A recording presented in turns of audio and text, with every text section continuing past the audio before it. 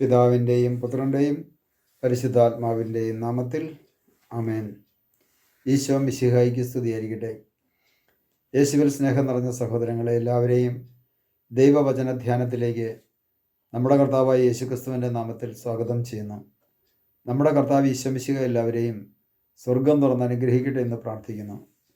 പ്രിയ സഹോദരങ്ങളെ, ദൈവത്തിൻ്റെ പരിശുദ്ധാത്മാവ് നമുക്ക് നൽകുന്ന വലിയൊരു അനുഗ്രഹമാണല്ലോ, വലിയൊരു ഫലമാണല്ലോ പരിശുദ്ധാത്മാവ് നമുക്ക് നൽകുന്ന സമാധാനം.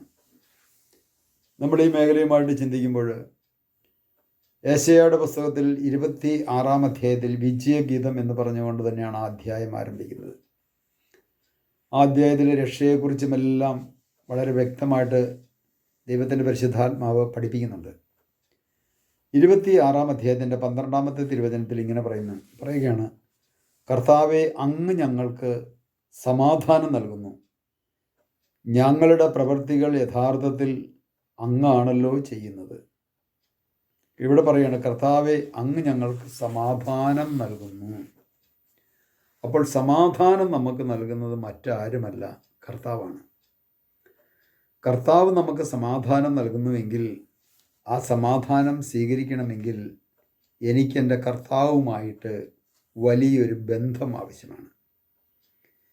എൻ്റെ കർത്താവും ഞാനുമായിട്ടുള്ള ബന്ധം ഏതെല്ലാം മേഖലകളിൽ വിച്ഛേദിക്കപ്പെട്ടു മുറിഞ്ഞു കിടപ്പുണ്ട് എന്ന് പ്രിയ സഹോദരങ്ങളെ, നമ്മൾ ഓരോരുത്തരും ഒന്ന് ആത്മപരിശോധന ചെയ്യണം. കർത്താവുമായിട്ടുള്ള ബന്ധം പുനഃസ്ഥാപിക്കപ്പെടുന്നത് കർത്താവിൻ്റെ വചനം പാലിക്കുമ്പോഴാണ്. എന്തായിരുന്നു ആ വചനം? നിങ്ങൾ എൻ്റെ കൽപ്പന പാലിക്കുമായിരുന്നുവെങ്കിൽ എൻ്റെ സമാധാനം നദി പോലെ നിങ്ങളിലൂടെ ഒഴുകുമായിരുന്നുവെന്ന് കർത്താവ് നമ്മളെ ഓർമ്മിപ്പിച്ചപ്പോൾ അവിടുന്ന് നൽകിയ കൽപ്പന എന്താണ്? ഞാൻ പറയുന്ന കൽപ്പന, എന്നെ സ്നേഹിക്കുന്നവൻ എൻ്റെ വചനം പാലിക്കും. എന്താണ് ആ വചനം? ഞാൻ നിങ്ങളെ സ്നേഹിച്ചതുപോലെ നിങ്ങളും പരസ്പരം സ്നേഹിക്കണമെന്നുള്ള സ്നേഹത്തിൻ്റെ വചനം. ഇതാണ്. ഈ വചനം എൻ്റെ ജീവിതത്തിൽ പ്രാവർത്തികമാക്കാൻ എനിക്ക് സാധിക്കുന്നുണ്ടോ? ദൈവത്തിനു മുമ്പിലിരുന്ന് ആത്മപരിശോധന ചെയ്യണം. ഇതെൻ്റെ ജീവിതത്തിൽ പ്രാവർത്തികമാക്കാൻ സാധിക്കുന്നില്ല എങ്കിൽ, ഈ വചനം ഞാൻ പാലിക്കുന്നില്ല എങ്കിൽ, പ്രിയ സഹോദരങ്ങളെ, ഞാൻ അനുഗ്രഹിക്കപ്പെട്ടവനല്ല. ഞാൻ അനുഗ്രഹിക്കപ്പെടണമെങ്കിൽ, ദൈവത്തിൻ്റെ അനുഗ്രഹം എന്നിലേക്ക് നദി പോലെ ഒഴുകിയെത്തണമെങ്കിൽ, ആ നദി പോലെ ഒഴുകിയെത്തുന്ന കർത്താവിൻ്റെ അനുഗ്രഹം, ആ കർത്താവിൻ്റെ സമാധാനം മറ്റുള്ളവരിലേക്കൊന്ന് പകർന്നു കൊടുക്കണമെങ്കിൽ നദി പോലെ ഒഴുകിയെത്തണ്ടേ, കുറച്ചെങ്കിലും ഒന്ന് ഒഴുകിയെത്തണ്ടേ. കുറച്ചെങ്കിലും ഒന്ന് ഒഴുകിയെത്തണമെങ്കിലോ പരസ്പരം സ്നേഹിക്കണമെന്ന സ്നേഹത്തിൻ്റെ കൽപ്പന. ആ കൽപ്പന നമ്മൾ പാലിച്ചേ പറ്റൂ. ഇതാണ് കർത്താവ് ഇവിടെ പറഞ്ഞത്. കർത്താവെ, അങ്ങ് ഞങ്ങൾക്ക് സമാധാനം നൽകുന്നു. ഞങ്ങളുടെ പ്രവൃത്തികൾ യഥാർത്ഥത്തിൽ അങ്ങാണല്ലോ ചെയ്യുന്നത്. കാരണം ഞങ്ങൾ മറ്റുള്ളവരെ സ്നേഹിക്കേണ്ട സ്നേഹം ഇന്ന് ദൈവം ചെയ്തുകൊണ്ടിരിക്കുന്നു. നാം ഓരോരുത്തരും മറ്റുള്ളവരെ സ്നേഹിക്കേണ്ടതിന് പകരം ദൈവം നമ്മെ സ്നേഹിച്ചുകൊണ്ടിരിക്കുന്നു. ഞാൻ മറ്റുള്ളവരെ സ്നേഹിക്കുമ്പോഴാണ്, പ്രിയ സഹോദരങ്ങളെ, ദൈവസ്നേഹം മറ്റൊരു വ്യക്തിയിലേക്ക് ഒഴുക്കുവാൻ പറ്റുകയുള്ളൂ. അപ്പോൾ ഞാൻ ദൈവസ്നേഹം മറ്റുള്ളവരിലേക്ക് ഒഴുക്കാൻ പറ്റാത്ത ഒരു സ്വാർത്ഥനായി ജീവിക്കുന്ന ഒരു വ്യക്തിയാണോ? അതായത് വരാനിരിക്കുന്ന ഒരു രക്ഷകനെക്കുറിച്ചുള്ള വലിയൊരു സൂചനയും ഇവിടെ ദൈവത്തിൻ്റെ പരിശുദ്ധാത്മാവ് പറയുന്നുണ്ട്. വരാനിരിക്കുന്ന രക്ഷകനായ നമ്മുടെ കർത്താവായ യേശുക്രിസ്തുവാണ് ഒരു മനുഷ്യൻ്റെ ജീവിതത്തിലേക്ക് സമാധാനം നൽകുന്നത്. എസെക്കിയേലിൻ്റെ പുസ്തകമൊക്കെ വായിക്കുമ്പോൾ നമുക്കിത് വളരെ വ്യക്തമായിട്ട് നമുക്ക് കാണാൻ സാധിക്കും. എസെക്കിയേലിൻ്റെ പുസ്തകമൊക്കെ വായിക്കുമ്പോൾ ഇത് വളരെ വ്യക്തമായിട്ട് ഈ മേഖലകളൊക്കെ നമുക്ക് വചനത്തിൽ എഴുതി വച്ചേക്കുന്നത് നമുക്ക് കാണാൻ സാധിക്കും. എസെക്കിയേലിൻ്റെ പുസ്തകം 34-ാം അധ്യായം വായിക്കുമ്പോൾ നമുക്കത് കാണാൻ സാധിക്കും. എസെക്കിയേലിൻ്റെ പുസ്തകം 34-ാം അധ്യായത്തിൻ്റെ 26-ാമത്തെ തിരുവചനം.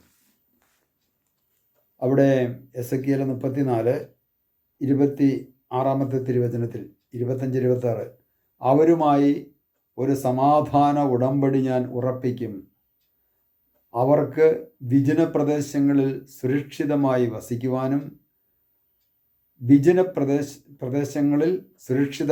വസിക്കുവാനും വനത്തിൽ കിടന്ന് ഉറങ്ങുവാനും കഴിയുമാറ് വന്യമൃഗങ്ങളെ ദേശത്ത് നിന്ന് ഞാൻ തുരുത്തും. അവരെയും എൻ്റെ മലയ്ക്ക് ചുറ്റുമുള്ള സ്ഥലങ്ങളെയും ഞാൻ അനുഗ്രഹിക്കും. ഞാൻ യഥാസമയം മഴ പെയ്യിക്കും, അത് അനുഗ്രഹവർഷമായിരിക്കും. ഇവിടെ 25-ാമത്തെ തിരുവചനത്തിൽ പറയുകയാണ്, അവരുമായി ഒരു സമാധാന ഉടമ്പടി ഞാൻ ഉറപ്പിക്കും.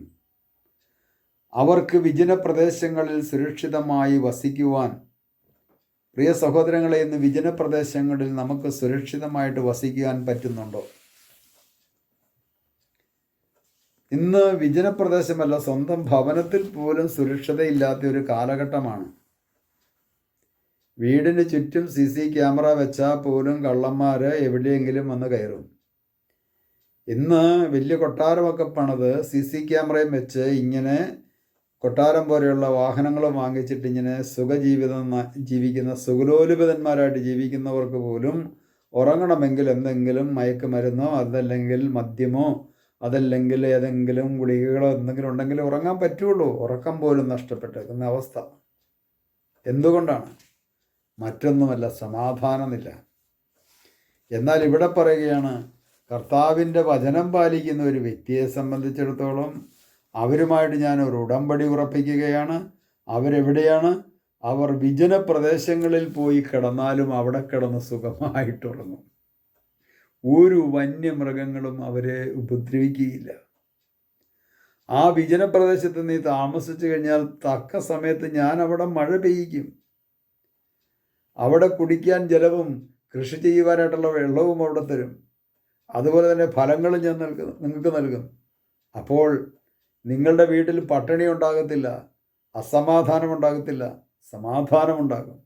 ഇതുണ്ടാകണമെങ്കിൽ കർത്താവ് ഈശോ മിശിഹാ നമ്മളെ ഓർമ്മിപ്പിക്കുകയാണ്, ഇതാ എൻ്റെ കൽപ്പനകൾ നിങ്ങൾ പാലിച്ചാൽ സമാധാനം നദി പോലെ ഒഴുകും. അവരുമായി ഒരു സമാധാന ഉടമ്പടി ഞാൻ ഉറപ്പിക്കുമെന്ന് എസെക്കിയേൽ 34:25 വളരെ വ്യക്തമായിട്ട് ദൈവത്തിൻ്റെ പരിശുദ്ധാത്മാവ് നമ്മളെ ഓർമ്മിപ്പിക്കുന്നു. പ്രിയ സഹോദരങ്ങളെ, നമുക്കതുകൊണ്ട് ദൈവത്തിനു മുമ്പിലിരുന്ന് ആത്മപരിശോധന ചെയ്യാം. എൻ്റെ ജീവിതത്തിൽ സമാധാനം നഷ്ടപ്പെട്ടുവെങ്കിൽ ആ സമാധാനം തരുന്ന കർത്താവിനെ നമുക്ക് വിളിച്ച് പ്രാർത്ഥിക്കാം. കർത്താവായ ഈശോയെ, അനുദിന ജീവിതത്തിൽ ഞങ്ങൾക്ക് സമാധാനം നഷ്ടപ്പെടുമ്പോൾ അങ്ങയുടെ തിരുസന്നിധിയിലേക്ക് കടന്നു വരുവാനും അങ്ങിൽ നിന്നും ഞങ്ങൾക്ക് നൽകുന്ന സമാധാനം സ്വീകരിച്ച് മറ്റുള്ളവർക്ക് പങ്കുവെച്ചു കൊടുക്കുവാൻ സമാധാനദാതാവായ അങ്ങയുടെ ആത്മാവിനെ ഞങ്ങളിലേക്ക് അയച്ച് ഞങ്ങളെ അഭിഷേകം ചെയ്യണമേ. പിതാവിൻ്റെയും പുത്രൻ്റെയും പരിശുദ്ധാത്മാവിൻ്റെയും നാമത്തിൽ ആമേൻ.